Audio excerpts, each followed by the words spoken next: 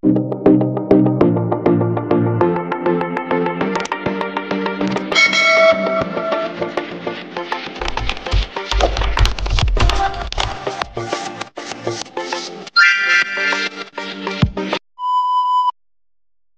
kayang ipagpalit kahit paman gaano karami ang tukso na darating sa kanya. Hello mga guys, kumusta kayo? Panibagong araw, panibagong video na naman tayo. And sa araw na ito ay isa na namang video ang aking ituturo sa inyo na simpleng gabay o simpleng pamamaraan na makakatulong sa atin. At bago ang lahat, gusto ko lang mag-disclaimer sa mga taong hindi naniniwala at hindi gusto ang mga kagaya nitong video. Please skip this video and maghanap kayo ng videos na gustong gusto nyo, dahil ang video na ito ay para lamang ito sa mga taong naniniwala and gusto mag-try. Sa lahat po ng mga nagko-comment dito sa aking video dito sa loob ng aking channel, mag-ingat sa lahat ng mga nagre-reply sa inyo na dinadala kayo sa kanilang WhatsApp na Imo app upang makaiwas po tayo sa scam. Ngayon po ituturo ko sa inyo paano siya or paano kanya hindi kayang ipagpapalit kahit kanino o ano man ang darating na tukso sa kanya. Ito ay pwedeng gawin sa parehas ang kasarian, babae ito babae, and lalaki ito lalaki, and syempre naman sa ating babae at lalaki na mag-partner. So dito po is kailangan natin ng ating gagamitin sa paggawa ng ritual na ito. So dito po is kailangan natin dito maghanda ng isang maliit na pirasong papel, syempre panulat, kahit anong klaseng panulat pwede, and kailangan din natin dito ng panindi or di kaya posporo o di kaya lighter.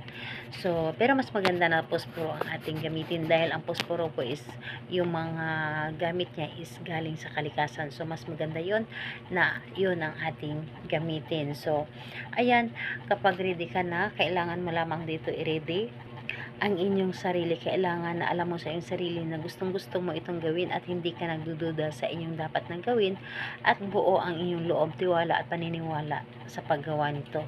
So ngayon po, kapag ready ka na, pwede mo na itong umpisan. So ang gagawin mo lamang dito, napakadali at napakasimple lamang.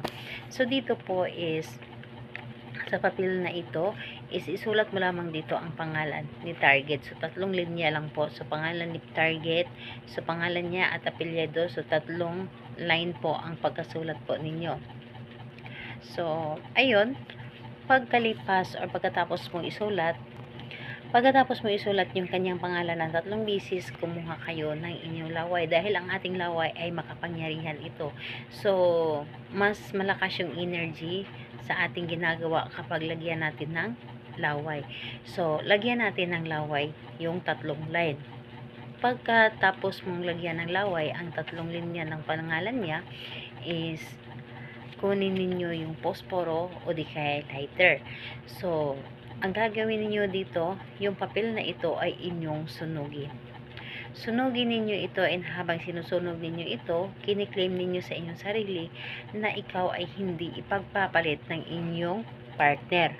Hilingin ninyo dito na sa pamamagitan nito, ako ay hindi ipagpapalit ng aking partner, na kahit ano pa man ang mangyari, ano pa man ang tukso na darating sa kanya, ay hindi niya kaya akong ipagpapalit sa kahit kanino, at hindi niya kayang tumingin sa iba.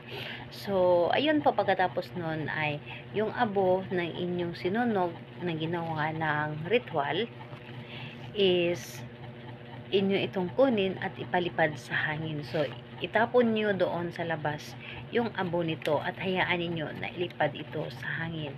So, kung magtatanong ka, kailan nga ba ito pwedeng gawin? Gawin ito sa kahit anong araw at oras pwede, pero siguraduhin po ninyo na kayo lamang mag-isa at walang makakadistract sa inyo.